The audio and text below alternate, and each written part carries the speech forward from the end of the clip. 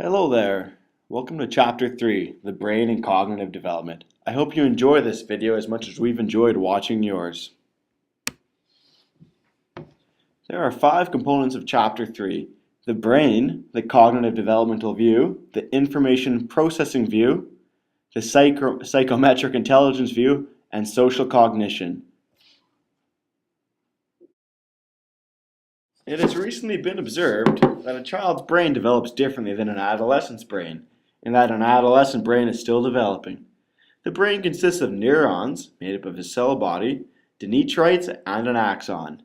The dendrites receive info from other neurons, transferring the info away from the neuron via the axon, which is covered in the myelin sheath, speeding up the transfer of information. The axon moves the information to the terminal buttons that then transmit the information onto new dendrites. The 3 most important structural changes of the brain during adolescence are the corpus callosum, the prefrontal cortex, and the amygdala. The corpus callosum is the large bundle of axon fibers that connect the left and right sides of the brain. This thickens during adolescence in order to improve the ability to process information, new and old. The prefrontal cortex is involved in decision making, self-control, and, reasoning. It is the highest level of the frontal lobes. However, it develops much slower than the amygdala during adolescence. The amygdala is the part of the brain responsible for emotions, such as anger. Since this develops before the prefrontal cortex, it can be the reason that adolescents are not yet able to control their strong emotions they are capable of. Jean Piaget believed that adolescents are interested in trying to understand their world because of doing so is biologically adaptive. Adolescents have to sort through their experiences, deciding which are the most important and how they all connect with one another. Piaget states that adolescents use things called schemas, a mental framework used to organize and interpret information to construct new knowledge of the world around them. He found that there are 2 ways to deal with new information: assimilation and accommodation. Assimilation is including new information into existing knowledge without changing one's schema. Accommodation is the altering of a schema to fit new information. Piaget's biggest theory is that people develop through 4 cognitive stages. The first, sensory motor, which takes place from birth until 2 years of age, is a theory that states that babies develop their understanding of the world by coordinating sensory experiences with physical actions. The second is pre-operational, which takes place from 2 to 7 years of age. Children begin to represent the world with words and images. The third, concrete operational, 7 to 11 years of age. Children now can reason logically about concrete events. The fourth is formal operational, which takes place from 11 through adulthood. Adolescents can reason more in an abstract, idealistic, and logical way. In this last stage, Piaget uses the term hypothetical deductive reasoning, which is the adolescent's ability to create hypotheses about problems, followed by the ability to deduce the best way to solve that problem. Lev Vygotsky's main theory was a zone of proximal development, which refers to the range of tasks that are too difficult for one person to complete, but could be done with the guidance or assistance of adults or more skilled peers. Vygotsky believed that culture is a key component of development, and his view was also a constructivist one like Piaget's. However, Vygotsky's was a more social constructivist view.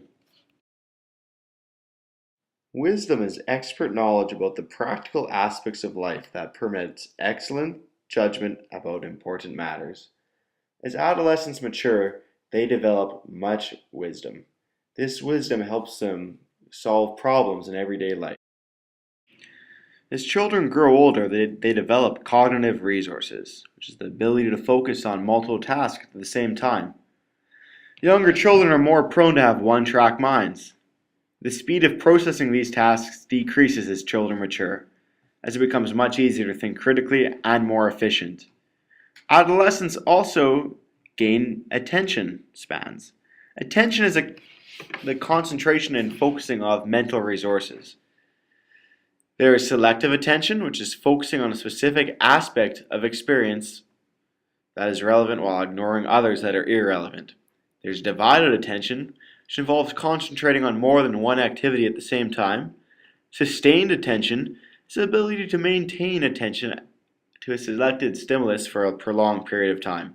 And executive attention, which involves action planning, allocating attention to goals, error detection, and compensation, monitoring progress on tasks, and dealing with novel or difficult circumstances.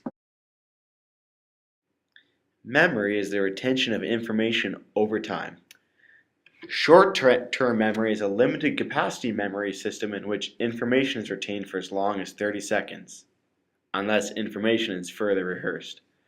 Working memory is a kind of mental workbench where individuals manipulate and assemble information when they make decisions, solve problems, and comprehend written and spoken language.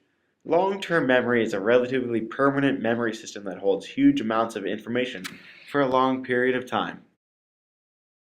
Executive functioning is an umbrella-like concept that involves higher order, complex cognitive processes that include exercising cognitive control, making decisions, reasoning, thinking critically, thinking creatively, and metacognition.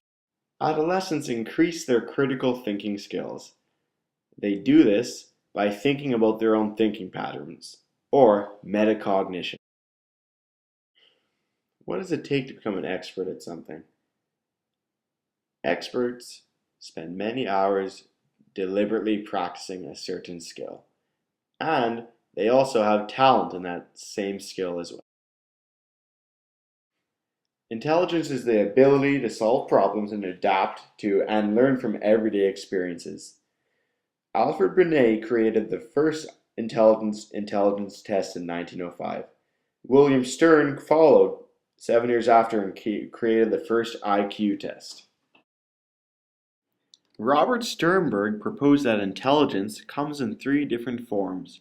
The first being analytical intelligence, which is the ability to analyze, judge, evaluate, and compare and contrast.